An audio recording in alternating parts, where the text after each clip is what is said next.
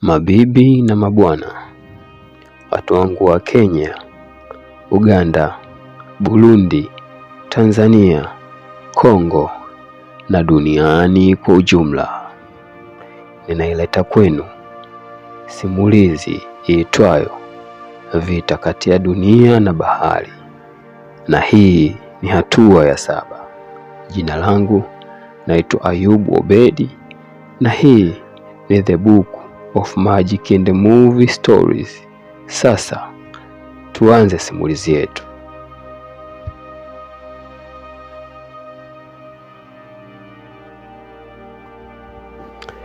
Naam, baada ya yule bwana kutenganishwa na yule Homo Aqua, baada ya yule Homo Aqua kujitosa katika mto na yule jamaa kukamatwa tena huko katika mikono ya serikali, hatua yetu inaanzia hapa, ikiwa ni usiku wa saa 2 na saa 2 usiku hivi.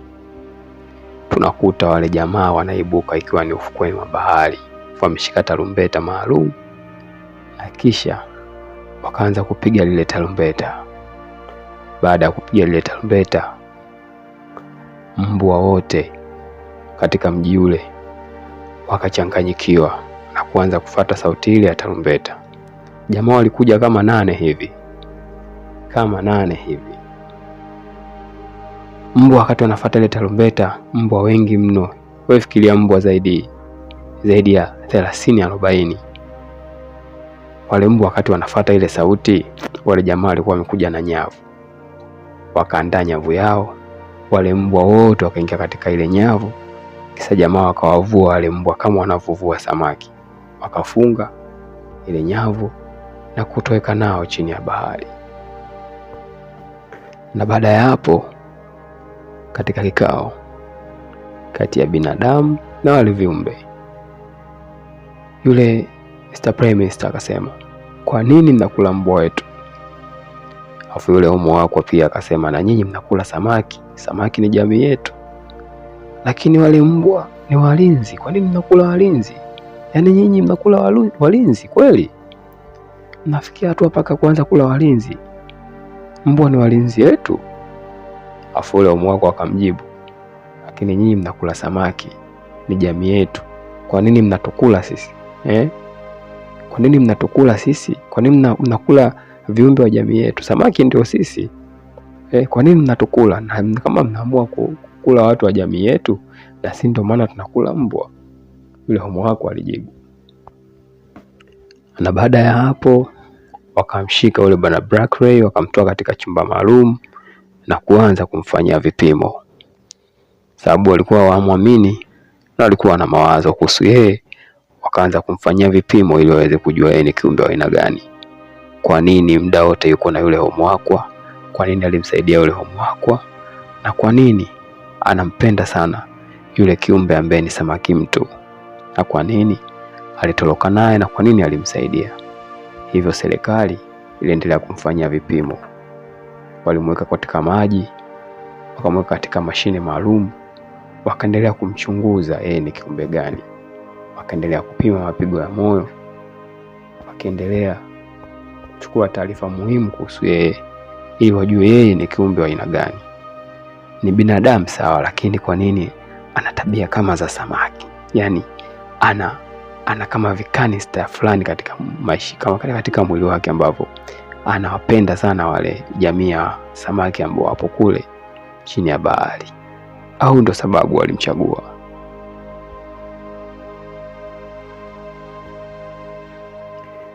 Na baada ya hapo daktari alimwambia, wewe ni uwezo wako ni uko 80% zaidi ya binadamu wa kawaida.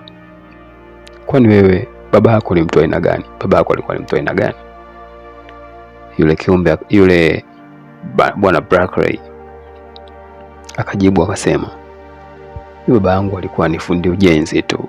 Alikuwa anajenga majengo, anatengeneza structure, ni engineer kwa kifupi wa majengo. Baba yangu anaishi Paris, ni mtu wa kawaida tu, alikuwa fundi ujenzi. Basi ndio, hata kama babako alikuwa ni fundi ujenzi, lakini unaonekana uko tofauti kabisa. Wewe sio fundi ujenzi. Mwili wako unaonekana uko faster mara 80 zaidi ya binadamu. Mapigo yako ya moyo yanavyopiga ni zaidi ya binadamu. Wewe sio mtu wa kawaida, huyo daktari alimwambia.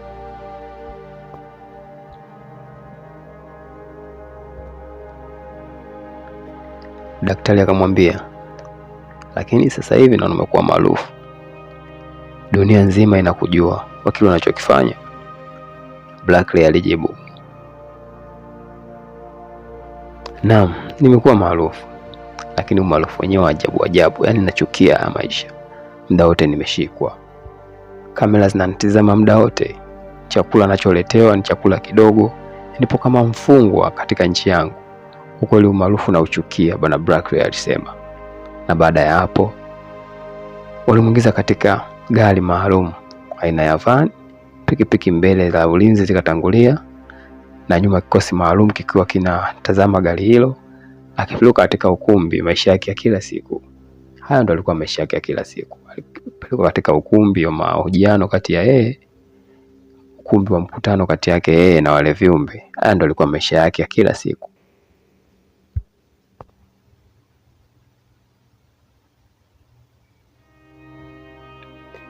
Na baada ya mkutano anarudishwa katika hoteli ambayo alikuwa anaishi siku zote.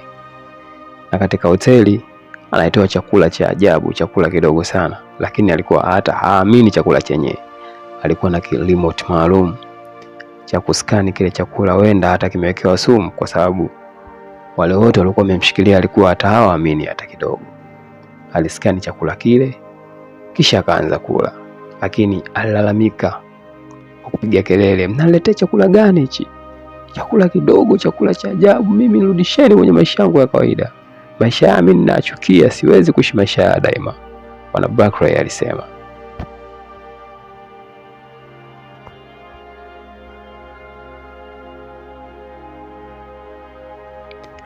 Tunatoka kule kwa Bwana Blackley, tunakuja katika ofisi maalum za serikali.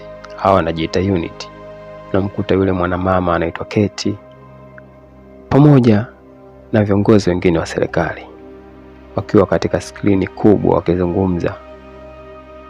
Yule bwana mkubwa alikuwa amemletea ripoti Keti, akimwambia, kwa sasa hawa jamaa walisema baada ya miaka 5 watakausha maji yote ya duniani. Ina maana mpaka maji ambayo yapo kwenye mili yetu yatakauka baada ya miaka 5.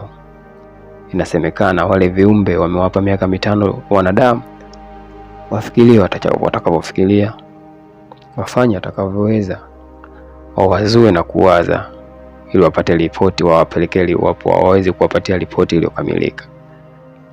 Kinyume na hapo, baada ya miaka 5 basi maji yote katika dunia yatakaushwa. Dunia itakuwa haina tena maji. Je, binadamu ataishije? Lakini kitu ambacho wameanza kukifanya kwa sasa wale viumbe, wanayeyusha barafu yote, ice ambayo ipo katika uso wa dunia. Barafu yote ambayo iko katika uso wa dunia. Kama unajua katika ile milima ya Himalaya ni milima ya barafu. Mlima Kilimanjaro una barafu. Sehemu yoyote ile ambayo ina barafu, wale viumbe wameanza kuyeyusha. Hatimaye maji yatakuwa mengi katika bahari. Maji yatakuwa mengi mno. Kwa hiyo zile nyumba ambazo ziko karibu na bahari, mito ama maziwa, basi zitachukuliwa na maji, kwa sababu maji yataongezeka. Kina cha maji kitaongezeka. Nafikiria, je, milima yenye barafu duniani iko mingapi? Ni mingi mno. Na imebeba, na ile barafu kiyeyuka imebeba maji kiasi gani? Kwa hiyo wale viumbe wanachokifanya ni kuyeyusha kwanza maji yote. Maji yote ambayo yapo katika zile barafu. Na baada ya hapo, baada ya miaka 5 watakachokifanya ni kitu kimoja tu, ni kukausha tena maji yote ambayo yapo katika dunia. Hiyo itakuwa ni zaidi ya kiyama.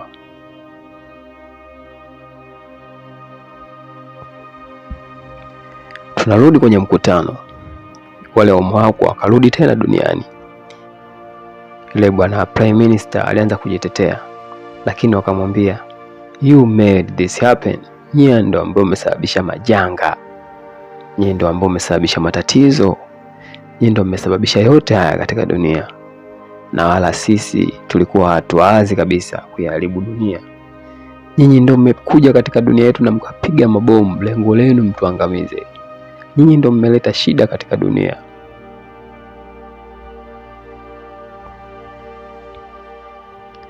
Na baada ya hapo wakaendelea kusema,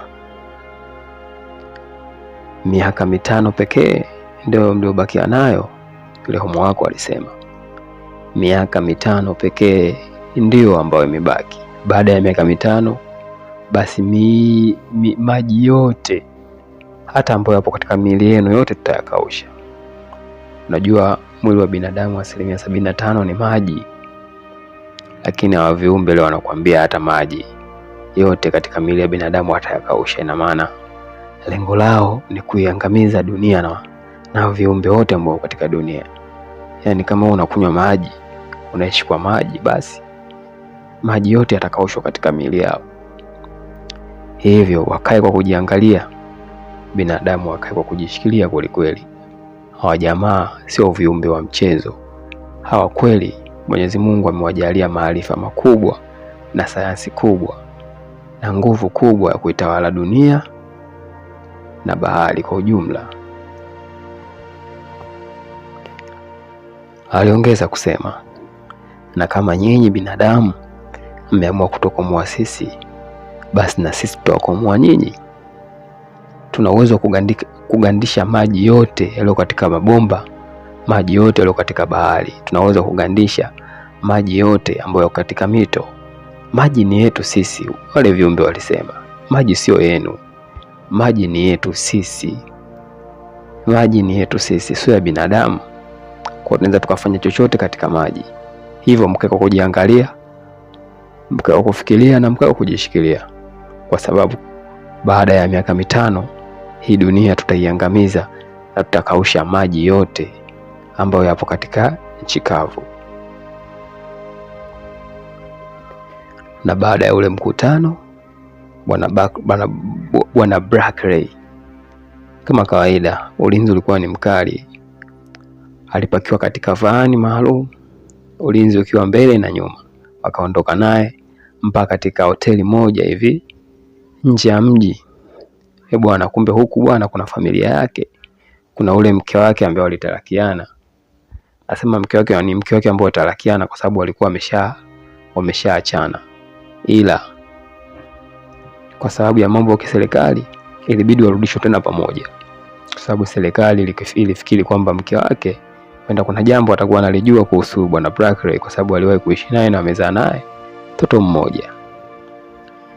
Bwana Brackley alivyopelekwa katika ile familia yake, alikutana na mke wake kutana na mke wake wa zamani pamoja na binti yake. Binti yake akakumbatia kumwambia, "Oh baba, umerudi? Shikamoo." "Marhaba mwanangu. Nimerudi bana, nimeletwa aje niweze kuwasalimia, lakini ndio hivyo maisha yangu yamekuwa magumu. Muda wote niko chini ya ulinzi wa polisi na kitengo changu kinachoitwa unit wamenishikilia muda wote. Kweli ya maisha nayachukia kweli kweli." Ndipo yule mama akaanza kuzungumza na mume wake wa zamani akisema, "Ni kweli nasikia hawa viumbe wana mpango wa kukausha maji. Hiyo ni kweli mume wangu?"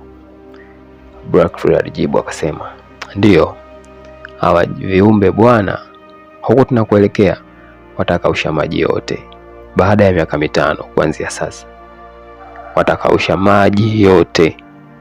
Hakuna maji ambayo yatabakia katika nchi kavu. Maji yatabakia baharini tu na kwenye mito, lakini huku nchi kavu, mabomba yote, hata kwenye miili yetu maji yatakauka." Sasa mume wangu, unajua 75% ya mwili wa mwanadamu ni maji. Sasa vipi hawa mabwana waikausha maji? Si tutakufa siku moja? Usijali mke wangu, usijali. Msaada upo, mimi nitaangalia njia ya kufanya. Unajua mimi kila siku natoka katika kile chumba, huwa na kilimoti maalum ambacho, yani huyu bwana anasimulia, Huyo bwana anamsimulia mke wake kwamba kila siku huwa anatoka katika kile chumba, ana remote maalum ambacho huwa akibonyeza kamera zinakuwa hazimuoni, hivyo anatoka katika kile chumba. Baada ya kutoka katika kile chumba, anaelekea ufukweni mwa bahari. Akishafika ufukweni mwa bahari, anavua nguo zote, anaingia kwenye maji, kisha anamuita yule Salt. Salt. Lengo lake akiwa na matumaini siku moja yule Salt atamsikia na atakuja ili kumpa msaada, kumtoa katika mikono ya wanadamu ambao wana nia mbaya na maisha yake. Wakaendelea kuzungumza na mke wake. Mke wake akamwambia, lakini hao jamaa wanadai maji ni haki yao. Maji ni haki yao ya kimsingi, haki yao ya kimkakati. Kwa hiyo kama watakausha maji yote, dunia itateketea siku moja tu. Wote tutakufa siku moja. Kwa sababu wewe unamwamini huyo Salt, huyo samaki. Bwana Brackley akasema, usimuite samaki, muite Salt. Jamaa tayari alikuwa ameshaanza kuwa mapenzi, ameanza kuwa na mapenzi na waviumbe. Yaani hata kama ukiwaita samaki jamaa anachukia, anakuambia bana, usimuite Salt, usimuite kitoweo, usimuite samaki, muite Salt. Keke alisema ndio Salt. Unamtegemea sana Salt ili angalau kusaidie maisha yako, basi kama atakusaidia na sisi utusaidie. Bwana Brackley alisema, usijali mke wangu, usijali mama Chanja. Unajua tayari hawa ni watalaka, yaani wameshatalakiana. Anaishi naye tu kama ndugu kwa sababu yule mama anaishi na binti yake. Ila aliendelea kumpa moyo, kumwambia mke wangu usijali, kila kitu kitakuwa sawa na imani maisha yatabadilika hapo mbele. Hawa viumbe wametoa miaka 5. Miaka 5 ni mingi kufiksi matatizo yote ya ulimwengu. Miaka 5 ni mingi sana kufiksi tofauti zetu kati ya sisi na hao viumbe. Hao viumbe ni watu wazuri, ndio maana wametupa miaka 5. Angekuwa ni wabaya, basi hata miaka 5 isingefika. Ni siku moja tu angetugeuka, angetupata siku 3. Lakini mke wangu, hawa viumbe sio wabaya kama binadamu tunavyofikiria. Na kama wangekuwa ni wabaya, basi lazima hata wangetupa hata mwaka mmoja, lakini wametupa miaka 5 ili tufiksi changamoto zetu, tufanye kile wanachotaka wao. Kwa akamuuliza, kwani hawa viumbe wanachotaka hasa ni kipi? Hawa viumbe wanachokitaka ni sisi kuondoa takataka zote katika bahari, kuondoa takataka zote katika mito na maziwa. Na mito, maziwa na bahari, maji yawe ni masafi, yawe meupe. Ina maana unamaanisha takataka zote ambazo mnamwaga baharini, wanadamu zote mzitoe tokea dunia inaanza? Ndio hivyo, inabidi zitoke. Lakini kumbe kulikuwa kuna kamera maalum zimetegeshwa kule baharini. Yule jamaa alipokuwa akitoka na kwenda baharini kule, kisha kuvua nguo zote na kuingia kwenye maji, huita Salt, kumuita yule samaki mtu. Bwana alikuwa anamfuatilia kwa siri. Lengo lao alikuwa anataka wamnase yule Salt. Lakini bwana mkubwa Brackley alikuwa hajui. Yeye alikuwa anajua akitoroka katika kile chumba maalum, akibonyeza ile remote, alikuwa anaamini kamera zimuone. Na mlinzi pia alikuwa anasema, mimi sijaona kitu chochote. Bwana mlinzi alikuwa anakula naye dili. Bwana mlinzi anakula njama na mhalifu. Yule bwana anatoroka zake, anaelekea baharini. Baada ya kufika baharini, anavua nguo zote, anaingia baharini, kisha anaita Salt. Baada ya kuita, hakuna kinachotokea. Ina maana yule kiumbe haonekani. Jamaa anakaa kwa huzuni, kisha baadaye anarudi tena katika kile chumba chake kwa siri, mahali ambapo alikuwa amehifadhiwa. Mlinzi anamwambia, bwana mimi sijaona chochote, wewe kuendelea na mambo yako bwana. Bwana jamaa alikuwa amekula dili, kala njama na mlinzi, maisha yakaendelea. Kumbe bwana, hawa watu wa unit, kikosi chake, tayari walikuwa washajua kwamba huyu bwana anatoka usiku aenda kumtafuta yule samaki mtu ili waweze kuonana. Lakini mpaka leo bado hajamuona. walikaa katika kikao maalum na Mr. President wakisema, huyu bwana acha endelee kuhangaika, lakini na imani ipo siku tutamkamata. Ipo siku atakaompata huyo samaki tutamkamata tena huyo Salt. Hawa viongozi wa serikali walikuwa wamekaa wakitazama kamera zao na kuendelea kuzungumza kwamba ipo siku tutamkamata, wakiwa na imani kwamba bwana Black Ray ipo siku ataonana na huyo samaki, alafu kisha baada ya hapo huyo samaki watamkamata. Lengo lao ni kumweka Salt katika mikono ya serikali. Tukitoka kule katika ile ofisi tunakuja moja kwa moja katika ofisi ya yule mama ambaye anaitwa Kate. Akamweleza mzee mmoja, ila mimi naamini hawa viumbe baada ya miaka 5 watakuja kabisa kuikausha dunia. Hivyo ndivyo ninavyoamini, kwa sababu muda ambao wameutoa sisi kufix matatizo yetu, sisi kuondoa takataka zote katika mito, maziwa na bahari, sidhani kama tutaweza kufanya hivyo ndani ya miaka 5, kwa sababu dunia yetu ni kubwa na nchi zote sio kwamba ni tajiri zina uwezo wa kufanya hivyo. Kuna nchi zingine ni maskini kama nchi za Kiafrika, nyingi hawana equipment za kusafisha bahari, mito na maziwa. Hivyo naamini hawa viumbe siku watakao kuja hakika wataiangamiza dunia. Lakini haya yote wanadamu ndo tumeyataka. Nafikiri ule mkutano wa bahari chini ya bahari ungeenda kutatua matatizo yote. Sasa ni nani aliyetu double cross? Ni nani aliyetuzunguka akaenda na bomu kule chini ya bahari?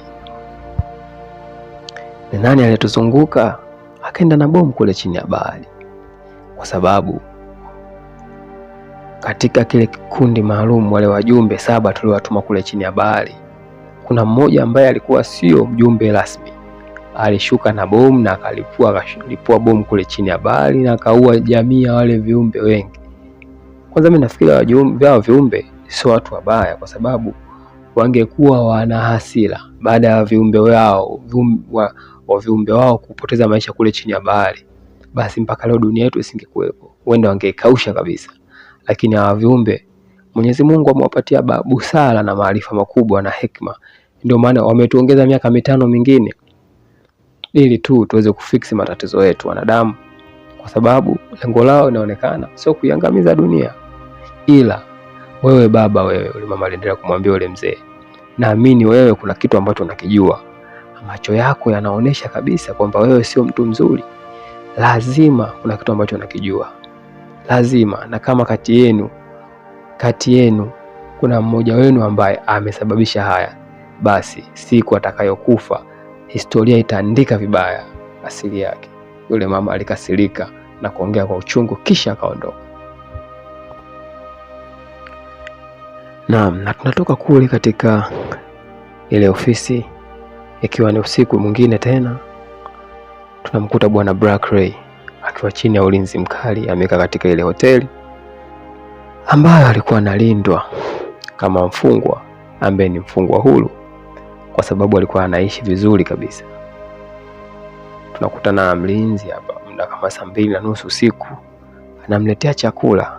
Baada ya kufika anamsalimia, ila sasa leo tunaona huyu mlinzi anambadilisha kile remote ambacho cha kuskani chakula kama ni kibaya ama kina sumu au kina matatizo. Baada ya kumbadilishia, Bwana Black Ray bila kujua anaskani chakula chake na kile kidude remote kingine. Baada ya kuskani anaona chakula kiko sawa, hivyo anaamua kula kile chakula. Ila baada ya tu kula kile chakula, hatimaye anazimia na kupoteza kabisa kumbukumbu. Usingizi mzito unampitia. Baada ya dakika kama 5 wanaingia watu 6 wakiwa wamevaa makoti meupe na vifaa kama vya hospitali hivi. Baada ya kufika, wanamchoma sindano, wanamkagua mwili wake, wanamchoma sindano. Ni kama wanamchukua vitu muhimu hivi katika mwili, yaani ni kama wamemlaza usingizi wa nusu kaputi ili wamchukue vitu muhimu katika mwili. Naona wanamchukua damu. Baada ya kumchukua damu, wanampima, wanamchukua vitu vingi tu katika mwili wake. Baada ya hapo wanasepa, wanaondoka zao. Baada ya muda kama dakika 10 mbele, bwana Blackley anashtuka. Baada ya kushtuka anasema, Mungu wangu, nimechelewa, I say nimechelewa. Anavaa chap kwa sababu alikuwa anajua ni muda wake wa kuondoka kwenda kule baharini. Ukumbuka huyo jamaa kila siku anatoka kama kawaida, yeye na kile kilimoti chake akabonyeza zile kamera akiwa na imani hazimuoni. Akatoka katika chumba chake akamkuta mlinzi. Mlinzi akamwambia, mimi sijakuona bwana mkubwa, wewe toka tu, mimi nipo hapa kama sijakuona tu, nenda. Bwana Blackley alishuka ngazi.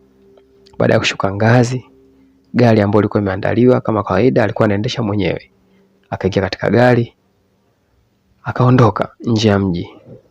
Akapita katika barabara ambayo hakuna gari hata moja. Akateza daraja refu moja kwa moja mpaka nje kabisa ya mji. Kuna ufukwe na kuna bahari. Baada ya kufika pale, kama kawaida, kama ilivyo ada, akavua viatu, akavua suruali, akavua koti, akavua t-shirt, akabaki na kinjunga tu, yani kipensi.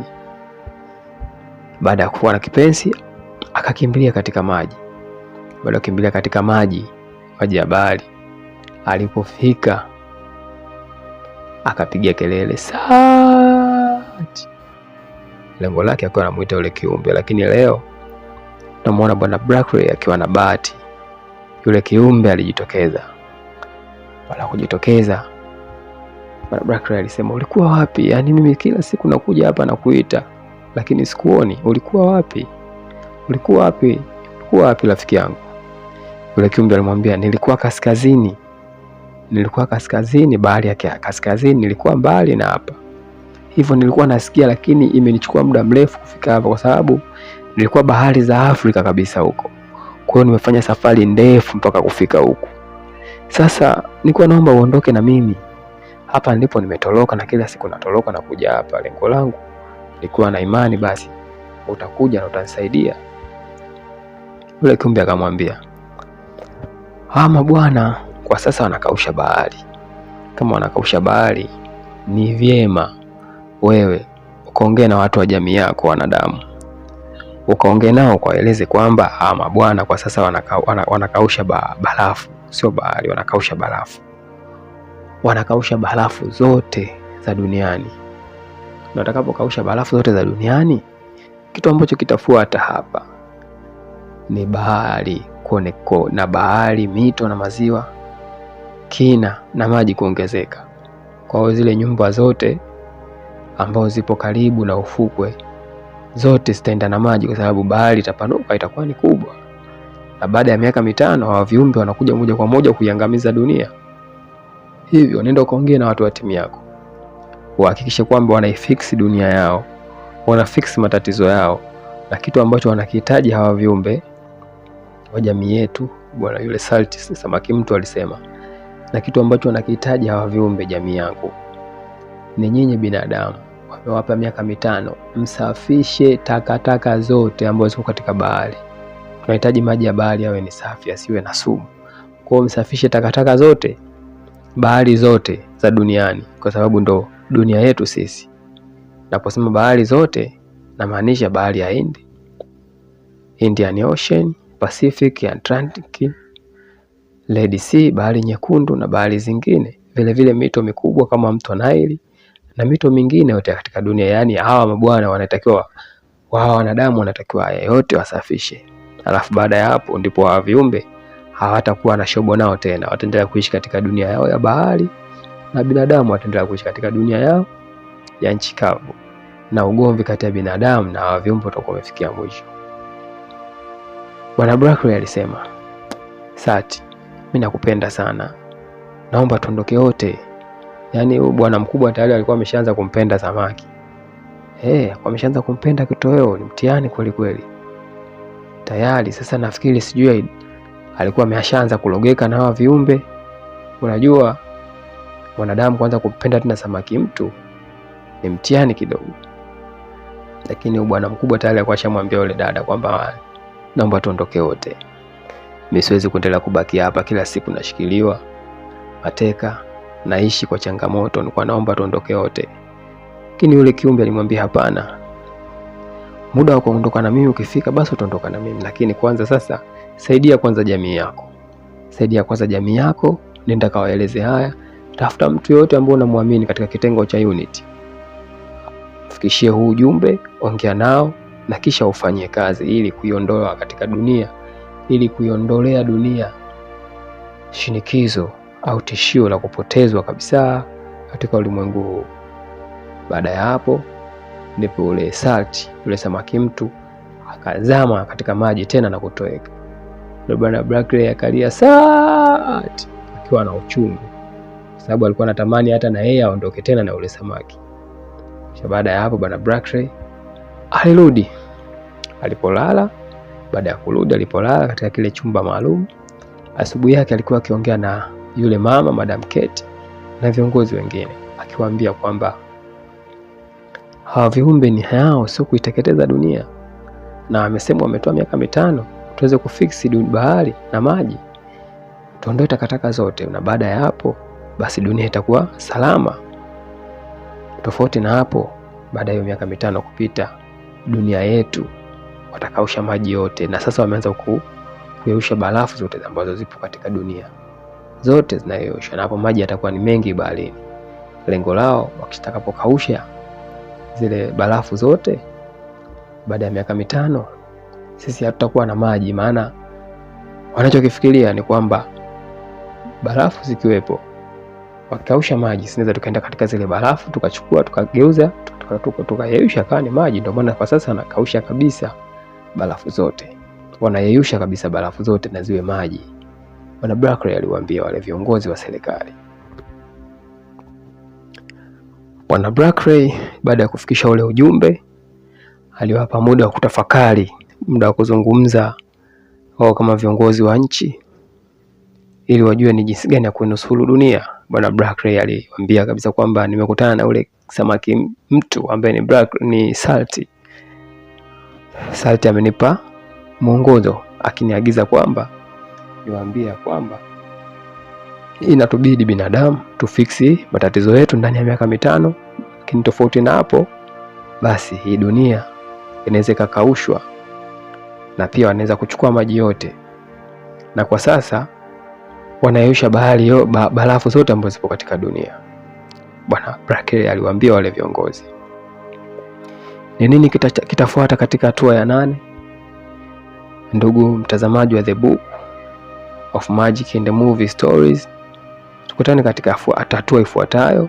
Jina langu naitwa Ayubu Obedi.